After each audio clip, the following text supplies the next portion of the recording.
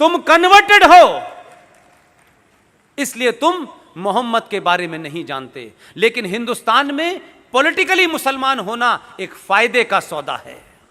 सत्ताएं डरती हैं, लोग डरते हैं, समाज डरते हैं, नाजायज मांगों को लोग मान लेते हैं। इसलिए तुम असली मुसलमान नहीं हो, तुम कन्वर्टेड मुसलमान हो।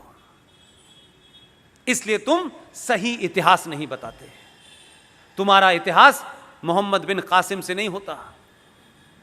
तुम वो बुज़दिल लोग हो कि तुम्हारे पूर्वजों ने लालच के मारे या तलवार के डर से अपना धर्म छोड़ के मजहब में चले गए थे। मैं ये बात आपसे इसलिए कह रहा हूं, जब वो आपको डराते हैं, आप तलवार से डर जाते हैं, आप फतवे से डर जाते हैं, तो कभी आप भी तो उनसे सवाल पूछो कि पागलों और जाहिलों, तुम किसको डरा रहे हो? हमारे बाप दादा पुरखे तब नहीं डरे तुम्हारी उस तलवार से, तो आज हम तुमसे डरेंगे? तुम तो डरे हुए लोग हो, हमें क्या डराओगे यार? ये बोलना शुरू करा है आपने, इसीलिए इस देश में बड़ी उथल पुथल है। इसलिए लोगों को मोदी नाम की जो चीज है, ये कोई शख्स नहीं है, मोदी कोई एक इंसान नहीं है। मोदी 1000 साल के बाद, 1000 साल पे सनातनियों पे 2 अत्याचार जो जुल्म हुए हैं, उस जुल्म को समाप्त करने वाली एक खुटी है जिस पे मोदी टंगा हुआ है। ये वो सोच है जिसके साथ 1000 साल की तकलीफों को दूर करने के लिए हमें लगता है कि ये आदमी आया है, इसलिए पूरा देश उसके साथ खड़ा हुआ है और हर आदमी ये चाहता है कि इसको समाप्त करना चाहिए। इसलिए ये देश ने अपनी दिशा तय कर ली है। आपने टॉपिक बहुत अच्छा रखा है। अब मुझे और आपको, सौरभ भाई ने अपनी दिशा तय कर ली है, मैंने अपनी कर ली है। बहुत सारे लोग इस देश में, चाहे वो विवेक अग्निहोत्री जैसे फिल्मकार हों, वो भी बहुत पैसा कमा सकते थे 2 गाली देकर के भारत के सनातन को, 2 गाली देकर के देश के सरकारों को। वो भी क्या कहते हैं, उस लाइन में खड़े हो जाते जहां बहुत सारे राइटर और एक्टर हैं जो उनकी मर्जी के बगैर पैसा नहीं लेते। खड़े हो सकते थे, लेकिन विवेक अग्निहोत्री ने भी वही रास्ता चुना जो सौरभ भाई ने चुना, जो मैंने चुना। और उन्होंने रास्ता चुना इसलिए एक पिक्चर बनाई जिसका नाम है ताशकंद फाइल। वो देश की पहली ऐसी पिक्चर है जिसमें स्क्रिप्ट नहीं लिखा गया है, सारा डॉक्यूमेंटेशन है। कोई अपनी तरफ से उसमें नैरेटिव पैदा नहीं, सिर्फ डॉक्यूमेंट के आधार पर। और ये डॉक्यूमेंट भारत से और पूरी दुनिया से लाके बनाए गए। वही शख्स फिल्म बना रहा है कश्मीर फाइल।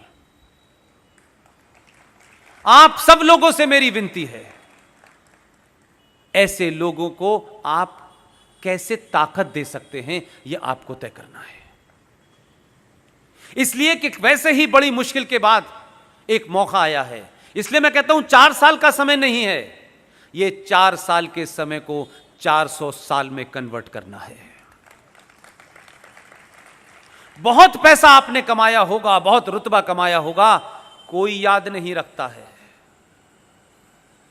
दुनिया में किसी बड़े आदमी का नाम नहीं आता है कि उनकी 500 इंडस्ट्री थी, उनकी उसमें बड़ी फैक्ट्री थी, उनका हीरे का। कहीं पढ़ा आपने इतिहास में? इतिहास में धारा के विपरीत जाके जो खड़े होते हैं उन्हीं का नाम आता है। धारा के विपरीत खड़ा होना बहुत मुश्किल था, लेकिन आज बहुत आसान है। मुंबई जैसे शहर में रात के 9 बजे करोड़पति लोग इसमें बैठे होंगे, बहुत काम उनके पास होंगे, लेकिन दुनिया भर में जो लोग बातें कह रहे हैं, सौरभ भाई जो बात कह रहे हैं, उस दिल ने उनके मन में कहीं कोई आग पैदा कर दी है, इसीलिए वो यहां बैठे हुए हैं। यहां से आपको ना कोई टिकट मिलने वाली है, ना यहां से कोई आपको पद मिलने वाला है, ना कोई नया कॉन्ट्रैक्ट मिलने वाला है, लेकिन आप सब कुछ जानना और जीना चाहते हैं। ये भूख आपको दिल्ली से, अपने अपने घरों से उठा के लाई है। नीना जी 3.5 घंटे का सफर करके आई हैं, जितनी देर में मैं दिल्ली पहुंच जाता हूं। कोई बात जरूर है, इस लॉ को जलाए रखिए। यह समय कम है लड़ाई बहुत है। अपने बीच में फैले हुए कंफ्यूजन को दूर करिए। अपने बच्चों के साथ बैठिए जिनको मार्केट में कंफ्यूज कर दिया गया है। अपने बच्चों को सच बताइए। बहुत कम समय है, मैं जानता हूं कितना कम समय है। हर दिन चैलेंज है सरकार के अस्तित्व के ऊपर। अंतर्राष्ट्रीय ताकतें लगी हुई हैं। एक घटना को गार्डियन कैसे लिखता है, वॉशिंगटन पोस्ट कैसे लिख रहा है, बीबीसी कैसे लिख रहा है और अल जजीरा कैसे लिख रहा है। सब लोग मिल गए हैं। सबकी कोशिश है कि 2020 का जो भारत है, जो अपने इतिहास की तरफ लौट रहा है, जब पूरी वर्ल्ड इकोनॉमी के अंदर, वर्ल्ड जीडीपी में आपका 33% का कंट्रीब्यूशन था। अगर आप उधर लौटे तो पड़ोसियों की दुकान बंद होगी। उनकी भी जो है वो काका आजकल एमएलए बने घूम रहे मोदी के पीछे पीछे। चुनाव जीतने के लिए यहां आए थे कि गुजरातियों से कुछ रिक्वेस्ट कर दो कि मुझे वोट दे दें। तो ये ताकत जो है, ये आपकी ताकत है कि दुनिया का सबसे बड़ा ओहदेदार जिसके वहां लाइन लगाई जाती थी कि कौन मिलेगा, वो आपके प्रधानमंत्री के पीछे पीछे एक एमएलए के कैंडिडेट की तरह घूम रहा है। इस सच्चाई को समझिए। वो गुजरात देखने नहीं आया था, उसको मालूम है कि वहां पे नैया डूब रही है। और यही है जो अपने भी जितवाएगा और मुझे भी जितवा देगा। गुजराती यही कमाल नहीं करते, वहां भी करते हैं। इसलिए इस बात को सोचिए। प्रवीण मेहता जी, आप अकेले हैं, आपके साथी आज क्यों नहीं आए? बहुत सारे। ये प्रवीण मेहता जी भी हैं, ये विपुल शाह भी जी हैं। मैं इन सब के नाम इसलिए लेता हूं, मुझे इस बॉम्बे में कोई नहीं जानता था 3 साल पहले, और क्यों जानेगा, मैं कुछ था नहीं। लेकिन प्रवीण मेहता से लेकर के पंकज भाई, विपुल भाई, इन्होंने एक प्रोग्राम कराया और उस प्रोग्राम में एक तस्वीर विपुल भाई, वो सौरभ भाई मेरे पास भेजी इन्होंने। मैं घंटों उस तस्वीर को देखता था और ये सोचता था कि ये दिन मुझे देखना था क्या? ये मेरे जीवन में ये दिन हो सकता है? हम लोग बड़े छोटे परिवारों से आए हैं, हमारा कोई बड़ा ऐसा परिवार नहीं है कि जिसकी हम चर्चा करें, और बड़े ख्वाब थे हमारे मन में। इन्होंने एक मुझे फोटो भेजा कि जहाँ ये प्रोग्राम कर रहे थे उसके बाहर एक बोर्ड लगा हुआ था और उस बोर्ड में मेरी एक तस्वीर लगी हुई और नीचे लिखा है हाउसफुल। मैंने कहा ऐसा तो हमने अपनी जिंदगी में जब घर से छुप के पिक्चर देखने जाते थे तभी लिखा देखा था यार, ये हम भी कहीं हाउसफुल हो सकते हैं, ये मैं सोच ही नहीं सकता था।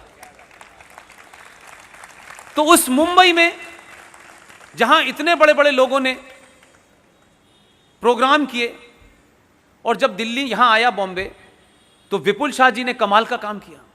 इन्होंने बड़े बड़े कटआउट लगा दिए। मैं मुंबई में अपना कटआउट देख के सोचने लगा यार ऐसा कैसे हो सकता है, ये मुमकिन है क्या? और आज ऐसा इन्होंने माहौल कर दिया है कि मेरे जाने से पहले ये कटआउट लगवा देते हैं और शांति प्रिय धर्म के लोग परेशान हो जाते हैं। इसलिए जगह जगह वो अपना काम करते हैं, लेकिन आपकी तादाद, आपकी गिनती और देश भर में जो एक राष्ट्र को लेकर के चिंता है, इसलिए वो कहीं वहाँ नहीं पहुँच पाते जहाँ वो पहुँचने की कोशिश में करते हैं। मैं सिर्फ आपसे फिर आखिरी बार यही विनती करूँगा कि आप सबको बिना किसी छोटा बड़ा ऊंच नीच के राष्ट्र के लिए आप खुद क्या कर सकते हैं, और यह कहना बंद कर दीजिए मोदी पॉपुलेशन पे बिल कब लाएगा, नसबंदी कब करेगा, ये कब करे। वो जो कर रहा है उससे ज्यादा स्पीड से कोई देश का प्रधानमंत्री नहीं कर सकता, क्योंकि हम प्रधानमंत्री को समझते हैं कि उसके पास ताकत है, वो सब मिनटों में कर देगा। 1000 साल की गंदगी है और अंदर से चैलेंज है। पाकिस्तान, बांग्लादेश, ईरान और चाइना से चैलेंज नहीं है भारत को। जब भारत की आर्मी के चीफ ने यह कहा कि 2 फ्रंट की चिंता मत करो, क्योंकि कांग्रेस पार्टी के जो पार्टी का लीडर है लोकसभा में, उसने कहा कि हमारे 2 फ्रंट पहले से खुले हुए हैं, क्या हम इन दो फ्रंट का मुकाबला एक साथ कर सकते हैं? चीफ ऑफ आर्मी ने जवाब दिया, उन्होंने किसी रेफरेंस में